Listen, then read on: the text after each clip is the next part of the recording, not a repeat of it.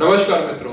वर्ष 1947 का समय भारत के लिए सर्वाधिक पीड़ादायक था। इस वर्ष हमारा प्यारा अखंड भारत टुकड़ों में तोड़ दिया गया। धर्म के नाम पर पाकिस्तान और बांग्लादेश के हिस्से हमसे काट कर अलग कर दिए गए। इतना ही नहीं, अंग्रेज जब भारत से जा रहे थे तो केवल भारत स्वतंत्र नहीं हो रहा था, बल्कि 565 रियासतें भी स्वतंत्र हो रही थीं। यह अंग्रेजों की एक चाल थी कि भारत को और अधिक कमजोर कर दिया जाए, भारत को इतने टुकड़ों में तोड़ देना कि अस्तित्व ही समाप्त हो जाए।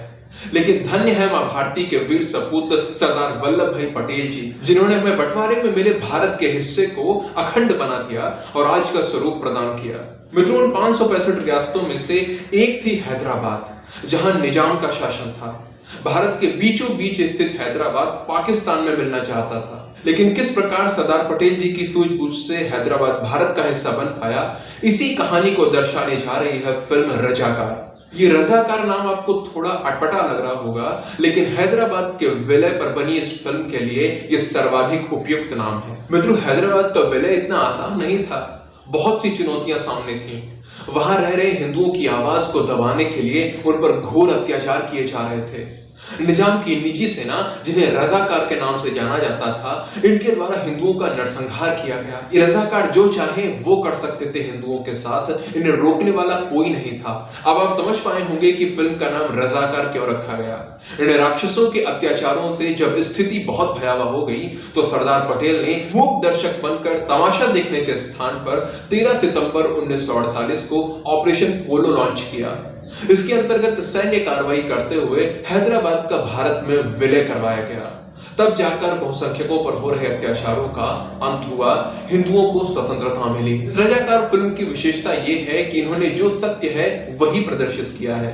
अपने आप को सेकुलर दिखाने के चक्कर में इतिहास से कोई छेड़छाड़ नहीं की है। इसका ट्रेलर आया है, आप एक बार देखिएगा तो आपको पता चलेगा।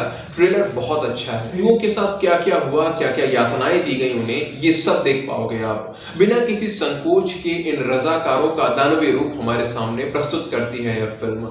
याता सत्यनारायण द्वारा निर्देशित और जी नारायण रेड्डी द्वारा निर्मित यह फिल्म 1 मार्च को थिएटर्स में रिलीज की जाए, और ये केवल हिंदी में नहीं बल्कि तमिल, तेलुगु, मलयालम, कन्नड़ और मराठी में भी रिलीज की जाएगी। अर्थात हिंदी सहित कुल 6 भाषाओं में रिलीज किया जाएगा इसे। और इस बात ने मेरा मन अत्यधिक प्रसन्न कर दिया है, क्योंकि ऐसा वास्तविक इतिहास भारत के जन जन तक पहुंचना आवश्यक है। और यदि ये केवल 1 या 2 भाषाओं में रिलीज होती तो सीमित रह जाती, लेकिन 5-6 भाषाओं में रिलीज हो रही है तो अधिक लोगों तक पहुंच पाएगी। इसके निर्माताओं ने यह सिद्ध किया है कि वो सच्चा इतिहास जन जन तक पहुंचाने के लिए प्रतिबद्ध है। मित्रों, निर्माताओं ने तो अपना काम कर दिया है, अब हम पर है कि हम कितना समर्थन करते हैं, कितना प्रचार प्रसार करते हैं इस फिल्म का। एक बात सदैव स्मरण रखिएगा कि इस तरह की फिल्में निर्मित करना आसान नहीं होता है।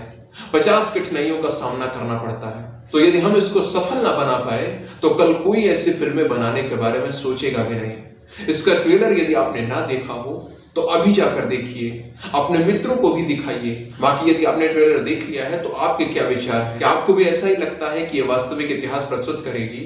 जो भी आपके मन में है आप नीचे कमेंट सेक्शन में लिखकर बता सकते हैं। वीडियो को अंत तक देखा आपने, इसलिए आपका बहुत बहुत धन्यवाद। जय सिया राम, जय मां भारती।